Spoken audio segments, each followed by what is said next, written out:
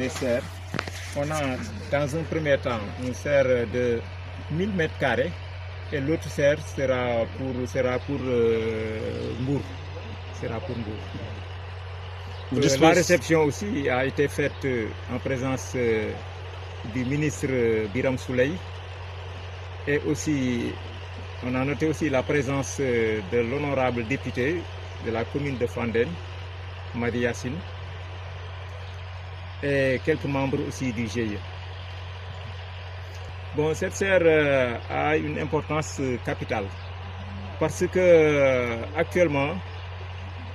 c'est devenu à la mode parce que actuellement pour pouvoir travailler 12 mois sur 12, il faut des serres, il faut un équipement adéquat. Car actuellement, l'agriculture, d'une manière générale, est tellement scientifique, ce qui veut dire que tout est calculé au millimètre près.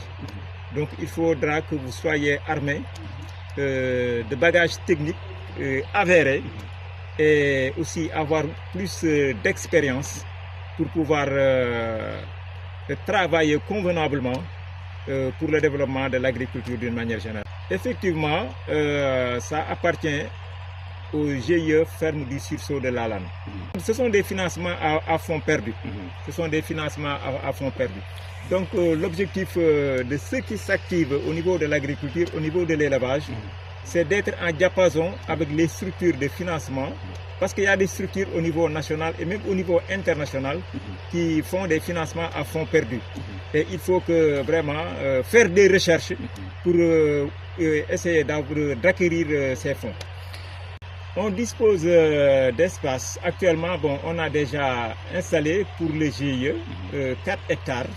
avec la possibilité de faire des extensions. Donc, nous allons exploiter les 4 hectares avec les serres pour, par exemple, faire la pépinière et en même temps aussi faire des cultures maraîchères dedans. Effectivement, c'est-à-dire d'une manière générale, je vais parler au niveau national. Au niveau national, pour développer ce pays, l'accent doit être mis sur vraiment le développement agricole. Parce que non seulement ça permet de nourrir la population, de faire des exportations, en plus, ce qui est plus important, ça va permettre la création d'emplois au niveau des jeunes. Parce que au niveau, par exemple, de nos structures, surtout dans notre commune, la commune de Fandène,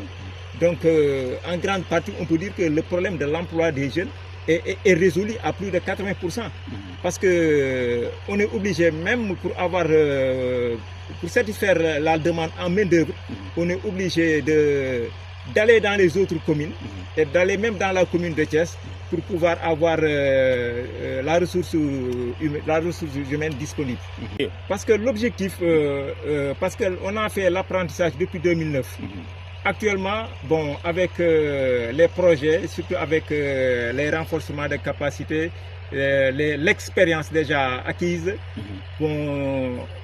le GIE a formé de la ressource humaine de qualité pouvant mener à bien les exploitations. Par exemple, ce que faisaient par exemple les Espagnols, actuellement c'est fait par les Fandénois.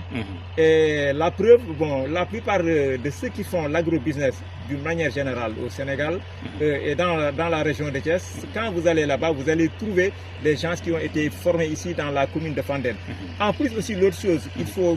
aussi souligner, c'est parce que notre commune regorge beaucoup d'expertise non exploitée. Ne serait-ce que l'école qui forme les ingénieurs agronomes est dans notre commune. Absolument. Donc on doit vraiment en bénéficier. Oui. Et l'exemple aussi de Fandène, bon, est spécifique parce que nous avons essayé d'avoir nos terres, de ne pas donner nos terres aux étrangers. On s'est consulté en GIE et la mairie a délibéré les terres au GIE et les GIE ont signé des protocoles de partenariat avec les investisseurs. De partenariat gagnant-gagnant. Oui, bon, actuellement c'est devenu à la mode partenariat gagnant-gagnant. Partenariat gagnant-gagnant. waaw matériel bi nag li ko wund mooy ñun dañoo yàgg def ay demandes au niveau national et au niveau même international. Donc demande yooyu nga xam ne déjà nag bon ñi ngi koy def léeg-léeg aussi ñu am yaakaar mais aussi du antu. Mais bi nga xamee ne rek déjà en relation avec chambre de commerce am nañ benn ONG boo xam ne déjà c'est l'énergie atomique c'est une ONG au niveau ONG internationale léegi nag bi nga xamee ne déjà président chambre de commerce mettre nañu en rapport ak moom ñu daal di waxtaan bi ñu waxtaanee ñu ne y a des possibilités pour ñu mën leen a jox benn serre ñu ne leen loolu kay ñun vraiment d'accord nañ ci biñ ci waxtaanee ak président Babacar Diop yaa Fallou Sylla yaa Dame ak man bon ñun ñoo doon def démarche yi di def réunion yi di dem ak a ñëw mais puisque déjà sottiwul woon te dañu yaakaaru ne aussi duñ ci jot moo tax information bi mënul woon a jàll mais bi nga xamee ne nag fi mu nekk affaire yi moom bon mi ngi jaar yoon léegi ba nga xamee ne lépp daal yemb na bi mu ñëwee nag moo tax ñu ne affaire bi egsi na ñëw leen gis loolu daal moo gën a wóor diggée nit ñi di yaakaar ba pare presque te du ñëw aussi serre bi nag njariñam ci tool bi même actuellement pour développer l'agriculture d'une manière générale serre dafay ñëw nekk nécessité serre moom actuellement il faut que ñëpp am serre parce que dafa lay permettre nga liggéey 12 mois sur 12 durant toute l'année mën nga liggéey muy noor muy nawet mën nga liggéey donc loolu avantage la dafa lay permettre par exemple comme ni nga daan defee benn campagne après nga xaar ba saison bi ñëwaat nga def loolu léegi avec les serres dina la mën a permettre ngay def feu continu quoi et feu continu boobu dafay permettre que dina am ñu fay liggéey et ñooñu fay liggéey dootuñu defati arrêt dañuy liggéey continuellement et bu ñu liggéeyee continuellement dinañ fayeeku ay salaire donc yooyu ay revenu la quoi parce que chaîne de valeur bi ci nekk au niveau des serres dafa bari mën nga bay ci biir serre bi aussi mën nga ci def say pépinière aussi di jaay pépinière yi wala aussi pépinière bi aussi boo ko defee ba pare nga wàññil ko agriculteurs yi nga xam ne bon dañu nekk dans la commune supposons benn pied boo doon jaayee au niveau boo doon jaayee par exemple 40 francs mën nga leen ko wàññil ba 25 francs donc loolu dina tax aussi agriculture bi développé dans la commune. waaw espace moom yàlla def na moom vraiment am nañ ko moom ndaxte vraiment am nañ déjà 4 hectares yoo xam ne aménagé nañ ko ba pare ak 4 hectares yi aussi am nañ ay possibilités extension quoi donc nag en fonction de demande bi bu ñëwee rek mën nañu yaatal aussi 4 hectares yooyu parce que loolu moom déjà ñoo ko moom bokkul ci li nga xam ne partenaire moom lay utiliser. à travers seen GIE bi yéen a ngi participer wax dëgg yàlla ci bu wër ci développement agriculture bu Sénégal waaye bu commune de Fandène. xam nga agriculture ay jëf la du ay wax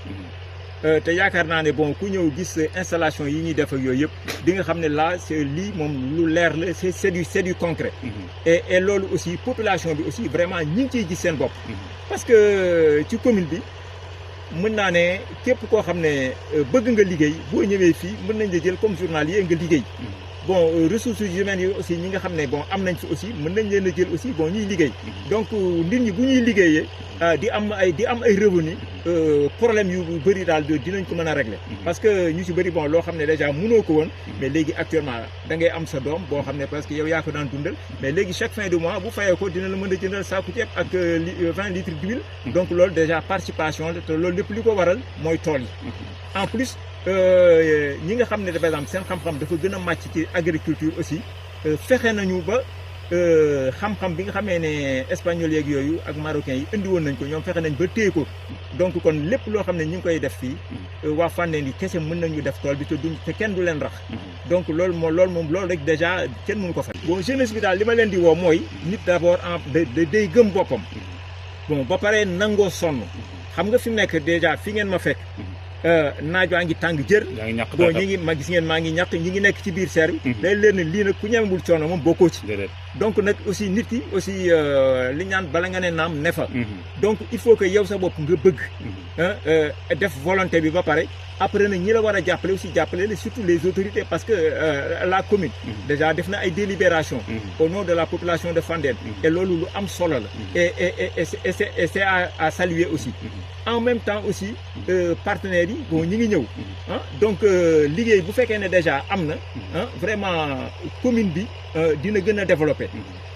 tout récemment rek bon déjà conteneur bi nga xamee ne déjà am na ay quelques problèmes on a saisi les autorités étatiques bi ñu leen saisiré aussi ñoom aussi ñu daal di ñëw décanter situation bi et loolu lañ soxla te bu ngeen gisee sax le fait que ñu koy réceptionner député commune de Fandène daal di ñëw fekke ko loolu avantage la ndax député bi dafa am foo xam ne baatam egg na fa te ñun suñuy baat eggu fa donc moom au niveau de l'hémicycle moom mën na fa wax suñuy jafe-jafe adduna bi dégg ko ministre yi dégg ko comme ça ñu mën ñu ut. waaw jërëjëf Gom si yow it aussi non seulement journaliste nga, mais aussi tu es membre clé du GIE. Tu es le trésorier général adjoint du GIE ferme du sursaut de Lalane. Donc kon ab baykat nga ba pare di làqatu nag. merci Doc jaajëf.